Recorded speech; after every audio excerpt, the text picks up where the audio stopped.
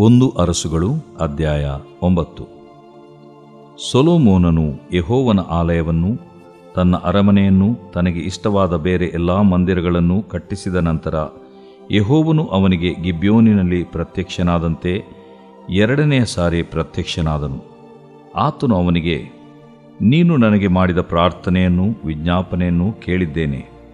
ನನ್ನ ನಾಮ ಮಹತ್ತು ನೀನು ಕಟ್ಟಿಸಿದ ಆಲಯದಲ್ಲಿ ಸದಾ ಇರುವಂತೆ ಅದನ್ನು ನನಗೋಸ್ಕರ ಪ್ರತಿಷ್ಠಿಸಿಕೊಂಡಿದ್ದೇನೆ. ನನ್ನ ದೃಷ್ಟಿಯೂ ಮನಸ್ಸು ಪ್ರತಿದಿನವೂ ಅದರ ಮೇಲಿರುವವು.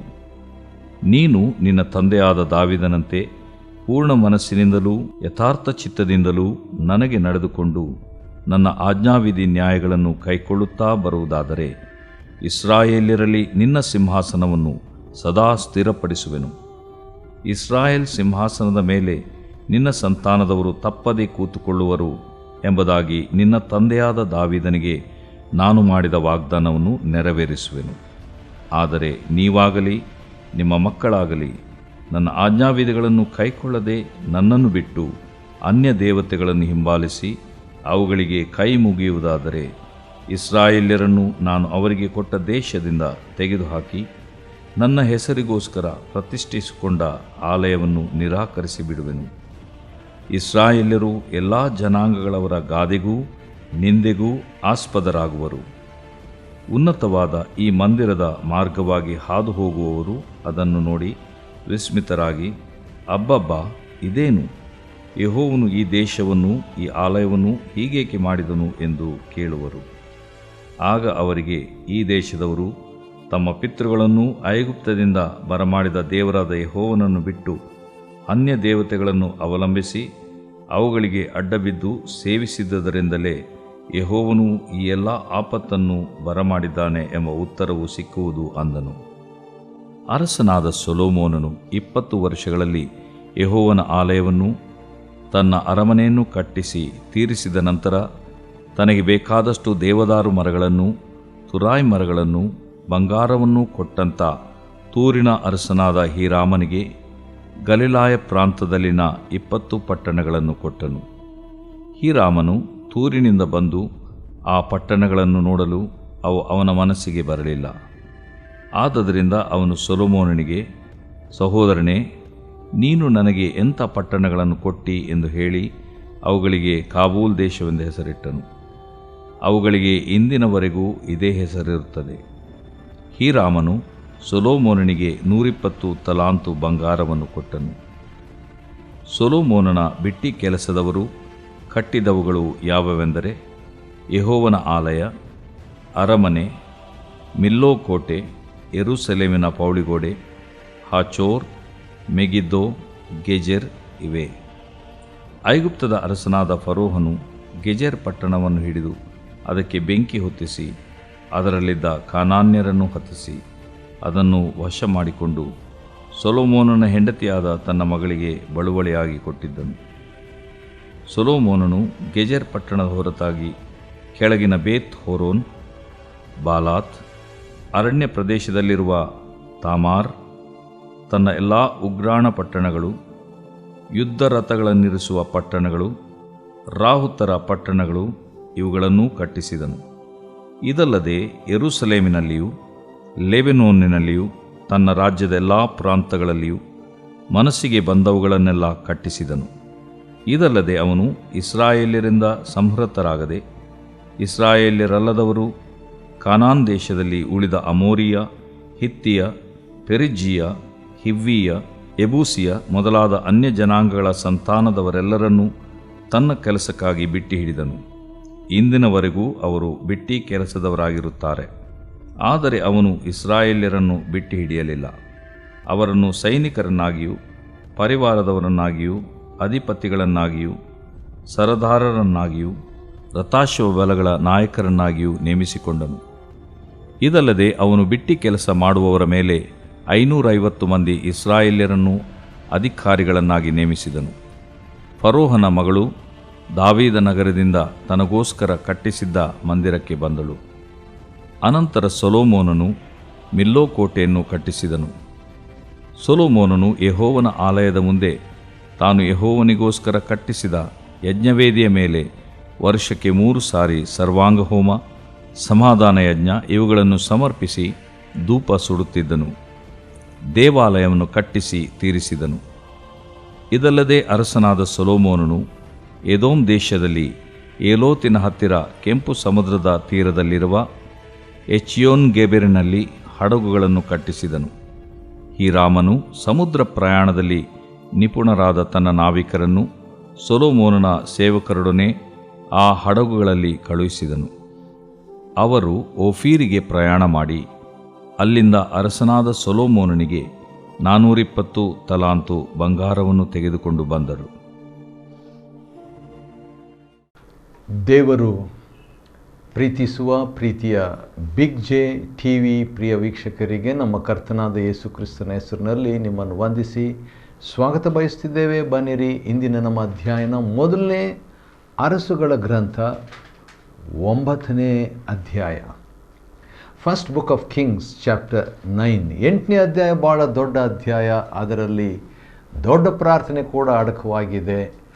ಹೌದು, ಸೊಲೊಮೋನನು ದೇವರ ಅಭಿಷೇಕವನ್ನು ಹೊಂದಿದ್ದನ್ನು ಅದನ್ನು ಮೊದಲನೇ ಅಧ್ಯಾಯದಲ್ಲಿಯೇ ನೋಡ್ತೀವಿ ಗ್ರಂಥದಲ್ಲಿ. ಅದಾದ ನಂತರ ತನ್ನ ತಂದೆಯಾದ ದಾವಿದನು ಅವನನ್ನು ತನ್ನ ವೈರಿಗಳ ಮೇಲೆ ದಂಡನೆಯನ್ನು ಕೊಡಬೇಕೆಂಬುದಾಗಿ ಹೇಳಿದಾಗ ವೈರಿಗಳನ್ನು ವ್ಯವಹರಿಸಿ 3ನೇ ಅಧ್ಯಾಯದಲ್ಲಿ ಜ್ಞಾನ ಪಡ್ಕೊಂಡು, ಆನಂತರ 4ನೇ ಅಧ್ಯಾಯದಲ್ಲಿ ಸೂಕ್ತವಾದಂಥ ಸರಿಯಾದಂಥ ವ್ಯಕ್ತಿಗಳು ಆಲಯ ಕಟ್ಟಲಿಕ್ಕೋಸ್ಕರವಾಗಿ ನೇಮಕ ಮಾಡಿಕೊಂಡು 5ನೇ ಅಧ್ಯಾಯದಲ್ಲಿ ಆಲಯಕ್ಕೆ ಬೇಕಾದಂಥ ವಸ್ತುಗಳನ್ನು ಸಂಗ್ರಹಿಸಿ, ಆನಂತರ 6ನೇ ಅಧ್ಯಾಯದಲ್ಲಿ ಆಲಯವನ್ನು ಕಟ್ಟುವಂಥದ್ದನ್ನು ನೋಡ್ತೇವೆ.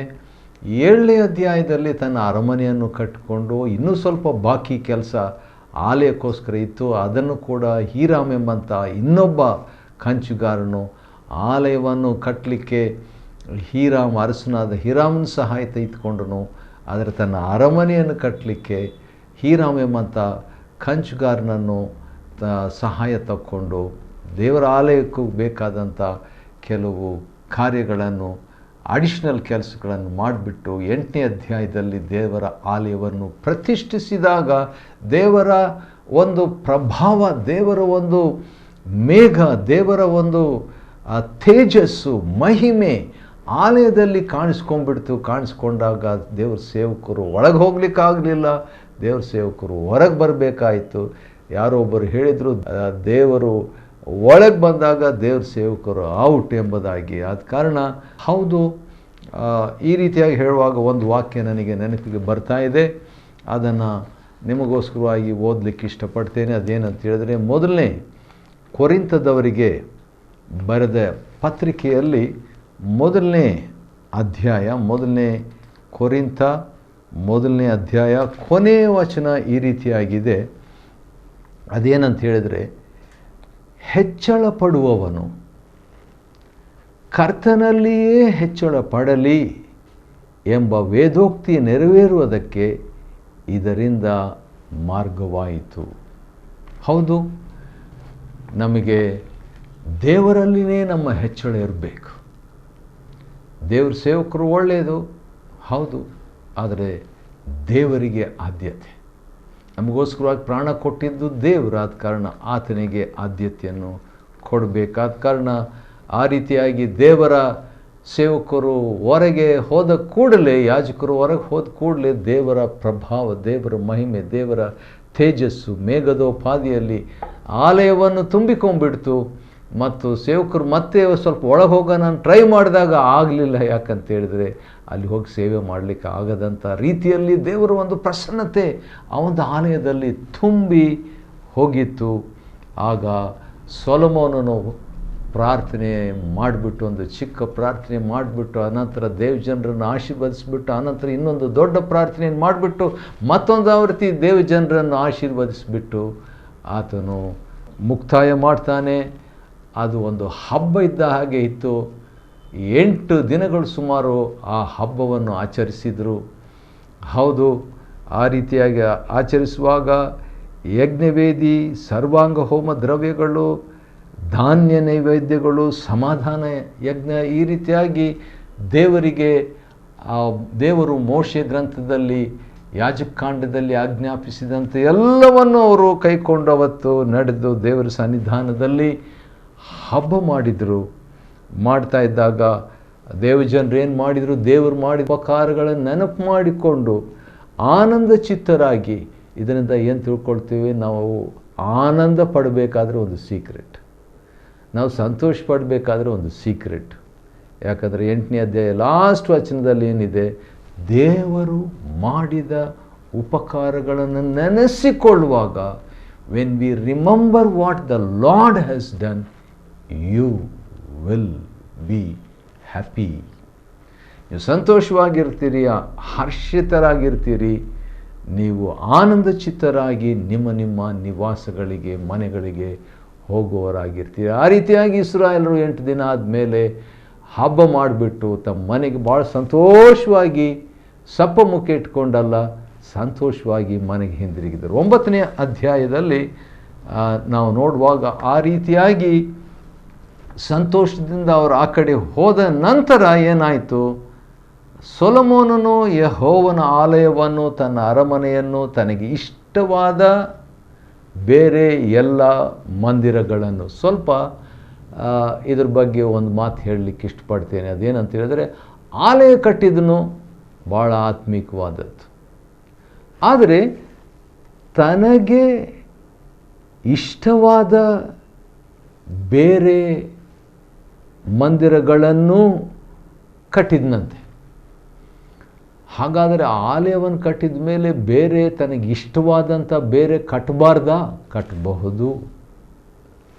ಆದ ಕಾರಣ ದೇವರಾತ್ಮನು ಈ 1ನೇ ಅರಸುಗಳ ಗ್ರಂಥ 9:1 ಬರೆದಿರುವಂಥ ಮಾತು ನನಗೆ ಭಾಳ ಎನ್ಕರೇಜ್ ಆಯಿತು, ಭಾಳ ಉತ್ತೇಜನವಾಯಿತು. ಯಾಕಂದರೆ ನಮ್ಮ ಇಷ್ಟಾರ್ಥಗಳು ಕೆಲವು ಇರ್ಬೋದು, ಆ ಇಷ್ಟಾರ್ಥಗಳನ್ನು ನಾವು ಮಾಡೋದರಲ್ಲಿ ತಪ್ಪೇನಿಲ್ಲ.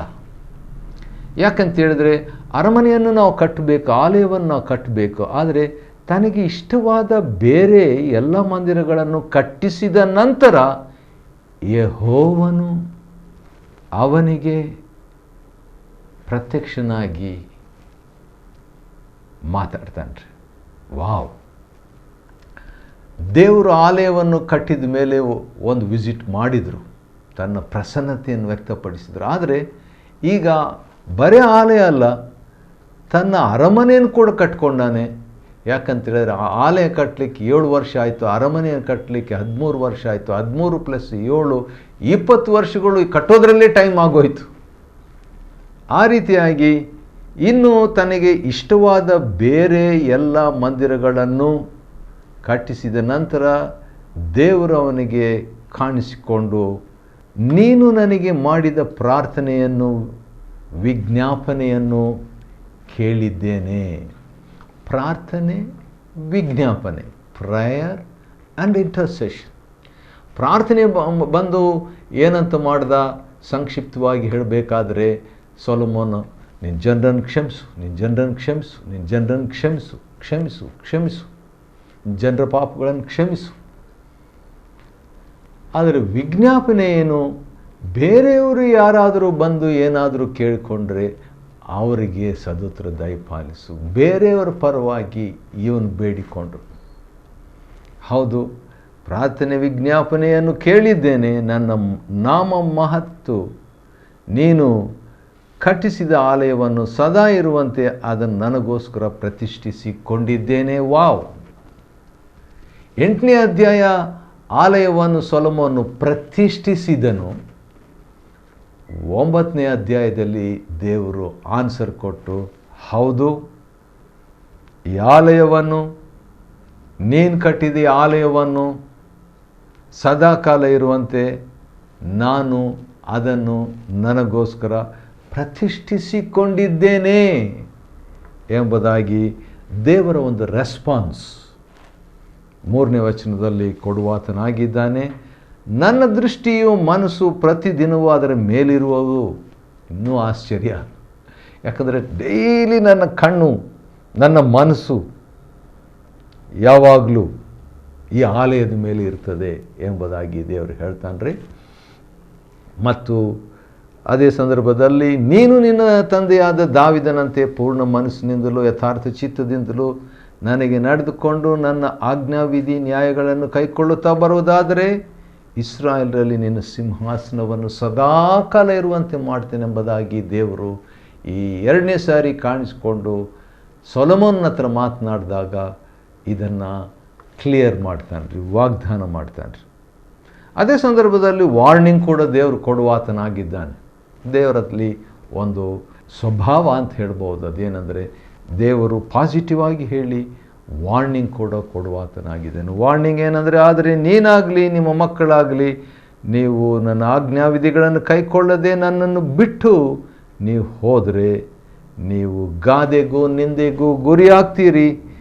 ನನ್ನ ಹೆಸರಿಗೋಸ್ಕರ ಪ್ರತಿಷ್ಠಿಸಿಕೊಂಡ ಆಲಯವನ್ನು ನಿರಾಕರಿಸಿ ಬಿಡುವೆನು. ಶಾಕಿಂಗ್, ವಿಷಾದಕರವಾದಂಥ ಮಾತು. ಸ್ವಲ್ಪ ಮುಂದೆನೇ ದೇವರು 3ನೇ ವಚನದಲ್ಲಿ ಪ್ರತಿ ದಿನ ನನ್ನ ಮನಸ್ಸು ನನ್ನ ದೃಷ್ಟಿ ಆಲಯದ ಮೇಲೆ ಇರ್ತದೆ ಸದಾಕಾಲ ಎಂಬುದಾಗಿ ಹೇಳಿಬಿಟ್ಟು ಮತ್ತೆ 7ನೇ ವಚನದಲ್ಲಿ ಒಂದು ವೇಳೆ ನೀವೆಲ್ಲರೂ ಅವಿಧೇಯರಾಗಿ ನಡ್ಕೊಂಡ್ರೆ ನನ್ನ ಹೆಸರಿಗಾಗಿ ಪ್ರತಿಷ್ಠಿಸಿಕೊಂಡ ಆಲಯವನ್ನು ನಾನೇ ನಿರಾಕರಿಸಿಬಿಡ್ತೇನೆ, ಬೇಡ ಈ ಆಲಯ ಅಂತ ಹೇಳ್ಬಿಟ್ಟು ವಾರ್ನಿಂಗ್. ಆ ರೀತಿಯಾಗಿ ಆಲಯ ನಿರಾಕರಿಸಿಬಿಟ್ಟು ಆಲಯ ಕೆಡವಲ್ಪಟ್ಟು ದೇಶ ಕೆಡವಲ್ಪಟ್ಟಿದೆ. ಇಸ್ರಾಯೇಲ್ ದೇಶ ಕೆಡವಿಬಿಟ್ಟು ಆಲಯನು ಕೆಡವಿಬಿಟ್ಟು ಹೋದಾಗ ಜನರು ಅಲ್ಲಿ ಪಾಸ್ ಮಾಡ್ತಾ ಇರ್ತಾರೆ, ನಡ್ಕೊಂಡು ಹೋಗ್ತಾ ಇದ್ದಾಗ ಈ ಉನ್ನತವಾದ ಈ ಮಂದಿರದ ಮಾರ್ಗವಾಗಿ ಯಾರಾದರೂ ಹಾದು ಹೋಗ್ತಿದ್ರೆ ಅದನ್ನು ನೋಡಿಬಿಟ್ಟು ಆಶ್ಚರ್ಯಪಟ್ಟು ಅವರು 8ನೇ ವಚನದಲ್ಲಿ ಏನಂತ ಹೇಳ್ತಾರೆ, ಅಬ್ಬಬ್ಬಾ ಇದೇನು, ಯೆಹೋವನು ಈ ದೇಶವನ್ನು ಈ ಆಲಯವನ್ನು ಹೀಗೆ ಏಕೆ ಮಾಡಿದ್ದಾನೆ, ಯಾಕೆ ಕೆಡವಿಬಿಟ್ಟಿದ್ದಾನೆ? ಆಗ ಆ ದೇಶದವರು ಏನು ಹೇಳ್ತಾರೆ, ಹೌದು ದೇವರಾದ ಯೆಹೋವನನ್ನು ಈ ಜನರು ಬಿಟ್ಟುಬಿಟ್ಟಿದ್ದಾರೆ, ಅದಕ್ಕೆ ದೇವರು ಹಾಗೆ ಮಾಡಿಬಿಟ್ಟಿದ್ದಾನೆ ಎಂಬುದಾಗಿ ಗಾದೆ ಮಾತು ಆಗಿರುವುದು, ನಿಂದೆಗೆ ಆಸ್ಪದವಾಗುವುದು. ಅದು ಭಾಳ ಸ್ಯಾಡ್ ನ್ಯೂಸ್, ಅದು ದುಃಖಕರವಾದಂಥದ್ದು. 10ನೇ ವಚನದಲ್ಲಿ ಅರಸನಾದ ಸೊಲೊಮೋನನು 20 ವರ್ಷಗಳಲ್ಲಿ ಯೆಹೋವನ ಆಲಯವನ್ನು ಪ್ಲಸ್ ತನ್ನ ಅರಮನೆಯನ್ನು ಕಟ್ಟಿಸಿ ತೀರಿಸಿದ ನಂತರ ತನಗೆ ಬೇಕಾದಷ್ಟು ಮರಗಳು ಮತ್ತು ಬಂಗಾರ ಇವೆಲ್ಲವನ್ನು ಅರಸನಾದ ಹೀರಾಮನಿಗೆ ಗಲಿಲಾಯ ಪ್ರಾಂತ್ಯದಲ್ಲಿ ಏನು ಮಾಡ್ತಾನೆ, 20 ಪಟ್ಟಣಗಳನ್ನು ಕೊಟ್ಬಿಟ್ನು. ಯಾಕಂದರೆ 20 ವರ್ಷ ಹೆಲ್ಪ್ ಮಾಡಿದ್ನಲ್ಲ ಇಬ್ಬರು ಹೀರಾಮರು ಕೂಡ, ಅರಸನಾದ ಹೀರಾಮನು 20 ವರ್ಷಗಳು ಹೆಲ್ಪ್ ಮಾಡಿದ್ರೆ ಅಂತ ಹೇಳ್ಬಿಟ್ಟು ಸೊಲೊಮೋನ್ ಏನು ಮಾಡ್ತಾನೆ, ತಗೋ 20 ಪಟ್ಟಣಗಳನ್ನು ತೆಗೆದುಕೋ ಅಂತ ಹೇಳ್ಬಿಟ್ಟು ಒಂದು ಗಿಫ್ಟಾಗಿ ಪಟ್ಟಣನೇ ಗಿಫ್ಟಾಗಿ ಕೊಡ್ತಾ ಇದ್ದಾನೆ. ಯಾಕಂದರೆ ಅಷ್ಟು ರಿಚ್ ಆಗಿದ್ದ, ಅಷ್ಟು ಜ್ಞಾನಿ ಆಗಿದ್ದ, ಅಷ್ಟು ಅವಶ್ಯಕತೆಗಳು, ಅಷ್ಟೊಂದು ಆಶೀರ್ವಾದ ಸೊಲೊಮೋನಿಗಿತ್ತು. 20 ಪಟ್ಟಣಗಳನ್ನು ಗಲಿಲಾಯ ಪ್ರಾಂತ್ಯದಲ್ಲಿದ್ದಂಥ 20 ಪಟ್ಟಣಗಳನ್ನು ಸಿಟೀಸನ್ನು ಕೊಟ್ಟನು.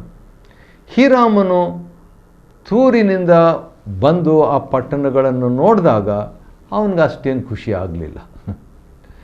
ಯಾಕಾಗಲಿಲ್ವೋ ಗೊತ್ತಿಲ್ಲ. 21 ಪಟ್ಟಣ ಒಂದು ಸೈಟ್ ಕೊಟ್ಬಿಟ್ರೇ ಭಾಳ ಖುಷಿ ಆಗಿಬಿಡ್ತಾರೆ, ಒಂದು ಮನೆ ಕೊಟ್ಟರೆ ಇನ್ನೂ ಖುಷಿ ಆಗ್ತಾರೆ. ಹಾಗಿರುವಾಗ ಒಂದು ದೊಡ್ಡ ಪಟ್ಟಣವನ್ನೇ ಅಲ್ಲ 20 ಪಟ್ಟಣಗಳನ್ನು ಕೊಟ್ಟರೂ ಕೂಡ ಈ ಹೀರಾಮನು ಏನು ಮಾಡ್ತಾನೆ, ಅಷ್ಟು ಖುಷಿ ಆಗಲಿಲ್ಲ. ಅದಕ್ಕೇನು ಹೇಳ್ತಾನೆ 13ನೇ ವಚನದಲ್ಲಿ, ಸೊಲೊಮೋನನಿಗೆ ಸಹೋದರನೇ. ವಾವ್, ಇದು ನನಗೆ ಭಾಳ ಇಂಟ್ರೆಸ್ಟಿಂಗ್ ಆಗಿರುವಂಥ ಒಂದು ವಿಷಯ. ಏನಂತ ಹೇಳಿದ್ರೆ ಅರಸನೇ ಅಂತ ಕರೀಲಿಲ್ಲ. ಯಾಕಂದರೆ ಸೊಲೊಮೋನು ಭಾಳ ಸೂಪರ್ ಪವರ್, ಭಾಳ ದೊಡ್ಡ ರಾಜನಾಗಿದ್ದನು, ಮಹಾರಾಜನಾಗಿದ್ದನು. ಒಬ್ಬ ವೈರಿ ಕೂಡ ಅವನಿಗಿರಲಿಲ್ಲ. ಅಂಥ ಸಂದರ್ಭದಲ್ಲಿ ಇವನು ಬಂದು ಸೊಲೊಮೋನನಿಗೆ, ಅರಸನಾದ ಹೀರಾಮನು ಅರಸನಾದ ಸೊಲೊಮೋನನಿಗೆ ಸಹೋದರನೇ ನೀನು ನನಗೆ ಎಂಥ ಪಟ್ಟಣಗಳನ್ನು ಕೊಟ್ಟು ಎಂಬುದಾಗಿ ಹೇಳ್ಬಿಟ್ಟು, ಆವಾಗ ಅಷ್ಟೇನೋ ಸರಿಯಾಗಿರಲಿಲ್ಲೇನೋ, ಕೆಡವಿಬಿಟ್ಟಿತ್ತೇನೋ ಏನೋ, ಒಟ್ಟು ಅಷ್ಟು ಸಂತೋಷ ಆಗಿರಲಿಲ್ಲ. ಆಯಿತು ಬಿಡು, ಇರಲಿ, ಅದಕ್ಕೊಂದು ಹೆಸರು ಕೊಡೋಣ ನೀನು ಪಟ್ಟಂಥ ಒಂದು ಎಲ್ಲ ಆ 20 ಪಟ್ಟಣಗಳಿಗೂ ಸೇರಿಬಿಟ್ಟು ಏನಂತ ಕಾಬೂಲ್ ದೇಶ ಅಂತ ಹೆಸರು ಇಟ್ಬಿಡ್ತಾನೆ. ಅದು ಒಂದು 20 ಪಟ್ಟಣಗಳು ಅಂತ ಹೇಳಿದ್ರೆ ಒಂದು ದೇಶ ಇದ್ದಂಗೆ, ಇನ್ನೊಂದು ಮಿನಿ ಕಂಟ್ರಿ, ಚಿಕ್ಕ ದೇಶ ಇದ್ದಂಗಿತ್ತು. ಆದ ಕಾರಣ ಅದಕ್ಕೆ ಕಾಬೂಲ್ ಎಂಬುದಾಗಿ ಹೆಸರು ಕೊಡ್ತಾನ್ರಿ ಹೀರಾಮನ್. ಕಾಬೂಲ್ ಅಂದರೆ ಲಿಮಿಟ್ ಎಂಬುದಾಗಿ ಅರ್ಥ, ಮಿತಿ, ಲಿಮಿಟ್. ಬಹುಶಃ ಅದು ಲಿಮಿಟಾಗಿ ಅವನ ದೃಷ್ಟಿಗೆ ಕಾಣಿಸ್ತೇನೋ, ಯಾಕಂದರೆ ಭಾಳಷ್ಟು ಬಂಗಾರ ಅವೆಲ್ಲ ಕೊಟ್ಟಿರ್ತಾನೆ. ಎಷ್ಟು ಹೀರಾಮನ್ ಸೊಲೊಮೋನಿಗೆ ಎಷ್ಟು ಬಂಗಾರ ಕೊಟ್ಟ ಅಂತ ಒಂದು ಲೆಕ್ಕ ನಾವು ನೋಡೋಣ್ರಿ. 14ನೇ ವಚನ ಭಾಳ ಶಾಕಿಂಗ್ ಆಗ್ತದೆ. ಇನ್ನೂ ಭಾಳಷ್ಟು ಶಾಕ್ ಆಗುವಂಥ ವಿಷಯಗಳಿದೆ. ಅದರ ಒಂದು ಶಾಕು ಈಗ ನಾವು ನೋಡಿಕೊಳ್ಳೋಣ. ಅದೇನಂತ ಹೇಳಿದ್ರೆ, ಹೀರಾಮನು ಸೊಲೊಮೋನನಿಗೆ 120 ತಲಾಂತು ಬಂಗಾರವನ್ನು ಕೊಟ್ಟನು. 120 ತಲಾಂತು ಅಂತ ಹೇಳಿದ್ರೆ 4,80,000 ತೊಲೆ. ಒಂದು ತೊಲೆ ಅಂದ್ರೇ ಅಯ್ಯೋ ಅಷ್ಟೊಂದು ಅಂತ ಹೇಳುವಂಥ ಫ್ರೀಯಾಗಿ ಯಾರಾದರೂ ಕೊಟ್ಟುಬಿಟ್ರೆ. ಆದರೆ ಇದು ಎಷ್ಟಿತ್ತು ಅಂತ ಹೇಳಿದ್ರೆ 80,000 ತೊಲೆ ಅಲ್ಲ, 4,80,000 ತೊಲೆಯಷ್ಟು ಬಂಗಾರ ಹೀರಾಮನು ಸೊಲೊಮೋನಿಗೆ ಕೊಟ್ಟಿದ್ದನು. ಅದಕ್ಕೆ ಬಹುಶಃ ಅಂದ್ಕೊಂಡು ಏನು ನಾನು ನೋಡಿದರೆ 4,80,000 ತೊಲೆ ಕೊಟ್ಟಿದ್ದೀನಿ, ನೀವು ನೋಡಿದರೆ ಒಂದು 20 ಆರ್ಡಿನರಿ ಪಟ್ಟಣಗಳನ್ನು ಕೊಟ್ಟಿದ್ದಾನಲ್ಲ ಅಂಥೇಳಿ ಅಂದ್ಕೊಂಡ್ರೂ ಏನೋ ಗೊತ್ತಿಲ್ಲ. ಯಾಕಂತೇಳಿದ್ರೆ ಹೀರಾಮನು ಆಗಿದ್ದನು, ದಾವಿದನ ಇನ್ಫ್ಲೂಯೆನ್ಸ್ ಅವನಿಗಿತ್ತು, ಸೊಲೊಮೋನ್ನ ಒಂದು ಪ್ರಭಾವ ಅವನಿಗಿತ್ತು. ಆದರೂ ಕೂಡ ಮನುಷ್ಯನಲ್ವಾ, ಅವನು ನಿರೀಕ್ಷಿಸಿದ ಹಾಗೆ ಅದು ಇರಲಿಲ್ಲೇನೋ, ಆದರೂ ಕೂಡ ತಕ್ಕೊಂಡ್ರು. ಸರಿ, ಸೊಲೊಮೋನನ ಬಿಟ್ಟಿ ಕೆಲಸದವರು ಕಟ್ಟಿದವುಗಳು ಯಾವುದಂತ ಹೇಳ್ಬಿಟ್ಟು ನೋಡುವಾಗ ಮೊದಲನೇದು ಯೆಹೋವನ ಆಲಯ ಕಟ್ಟಿದರು. ಆಮೇಲೆ ಅರಮನೆ, ಆಮೇಲೆ ಕೋಟೆಗಳು, ಇವೆಲ್ಲ ಸ್ಥಳಗಳನ್ನು ನಾವು 15ನೇ ವಚನದಲ್ಲಿ ನಾವು ನೋಡ್ತೇವೆ. ಸೊಲೊಮೋನ ಹೆಂಡತಿಯಾದ ಅರಸನಾದ ಫರೋಹನ್ ಕೂಡ ಸ್ವಲ್ಪ ರಿಲೇಟಿವ್ ಅಲ್ವಾ, ಯಾಕಂತ ಹೇಳಿದ್ರೆ ಮಗಳನ್ನು ಸೊಲೊಮೋನಿಗೆ ಫರೋಹನ್ ಕೊಟ್ಟಿರ್ತಾನೆ. ನಮ್ಮ ಮಗಳಿಗೆ ತಿಳುವಳಿಕೆಯಾಗಿ ಫರೋಹನ್ ಕೂಡ ಕೊಟ್ಟಿದ್ದನು.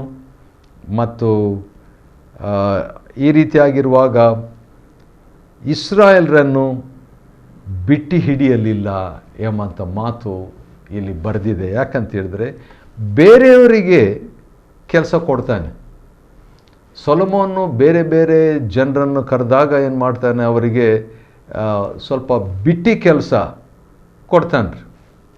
ಆದರೆ ಇಸ್ರಾಯೇಲ್ರಿಗೆ ಏನು ಮಾಡ್ತಾನೆ, ಸ್ವಲ್ಪ ಅಧಿಪತಿಗಳನ್ನಾಗಿ ಸರ್ದಾರರನ್ನಾಗಿ ನೇಮಿಸಿಕೊಳ್ತಾನೆ. ಅದು ನನಗೆ ಏನು ನೆನಪಿಗೆ ಬರ್ತದೆ ಅಂತ ಹೇಳಿದರೆ, ಧರ್ಮೋಪದೇಶಕಾಂಡ 28ನೇ ಅಧ್ಯಾಯದಲ್ಲಿ ಡ್ಯೂಟ್ರಾನಮಿ ಚಾಪ್ಟರ್ 28 ವರ್ಸ್ 14 14ನೇ ವಚನದಲ್ಲಿ ಏನಂತಿದೆ, ದೇವರು ಹೇಳ್ತಾನೆ, ನಾನು ನಿಮ್ಮನ್ನು ಶಿರಸ್ಸಾಗಿ ಮಾಡ್ತೇನೆ, ಬಾಲವಾಗಿ ಮಾಡೋದಿಲ್ಲ ಅಂತ. ಆದ ಕಾರಣ ಸೊಲೊಮೋನು ಕೂಡ ಆ ವಾಕ್ಯದ ಪ್ರಕಾರವಾಗಿ ತನ್ನ ಜನರನ್ನು ಏನು ಮಾಡ್ತಾನೆ, ಅಧಿಕಾರಿಗಳನ್ನಾಗಿ, ಶಿರಸ್ಸನ್ನಾಗಿ, ಇಸ್ರಾಯೇಲ್ರನ್ನು 23ನೇ ವಚನ ಅಧಿಕಾರಿಗಳನ್ನಾಗಿ ನೇಮಿಸಿದನು. ಆದರೆ ಬೇರೆಯವ್ರನ್ನ ಬೇರೆ ಚಿಕ್ಕ ಚಿಕ್ಕ ಕೆಲಸ ಕೊಡುವಂಥವರಾಗಿ ಮಾಡ್ತಾನ್ರಿ. ಈ ರೀತಿಯಾಗಿ ಮುಕ್ತಾಯವಾಗುತ್ತೆ ಈ 9ನೇ ಅಧ್ಯಾಯ. ಆಶ್ಚರ್ಯ ಅಲ್ವಾ? ಹೌದು, ದೇವರು ಕಾಣಿಸ್ಕೊಳ್ತಾನೆ ಮತ್ತೊಂದು ಆವರ್ತಿ. ಸೊಲೊಮೋನಿಗೆ ಕಾಣಿಸ್ಕೊಂಡ್ಬಿಟ್ಟು ಒಂದು ಎನ್ಕರೇಜ್ಮೆಂಟು, ಒಂದು ವಾರ್ನಿಂಗ್, ಒಂದು ಉತ್ತೇಜನ ಮತ್ತು ಎಚ್ಚರಿಕೆಯನ್ನು ಕೊಟ್ಟು ಮುಗಿಸ್ತಾನೆ. ಈ ರೀತಿಯಾಗಿ ಮೊದಲನೇ ಅರಸುಗಳ ಗ್ರಂಥ 9ನೇ ಅಧ್ಯಾಯವನ್ನು ಅಧ್ಯಯನ ಮಾಡಿಕೊಳ್ಳುವಂತೆ ದೇವರು ಕೊಟ್ಟ ಕೃಪೆಗಾಗಿ ಆತನಿಗೆ ಸ್ತೋತ್ರವಾಗಲಿ. ದೇವರು ನಿಮ್ಮನ್ನು ಆಶೀರ್ವದಿಸಲಿ.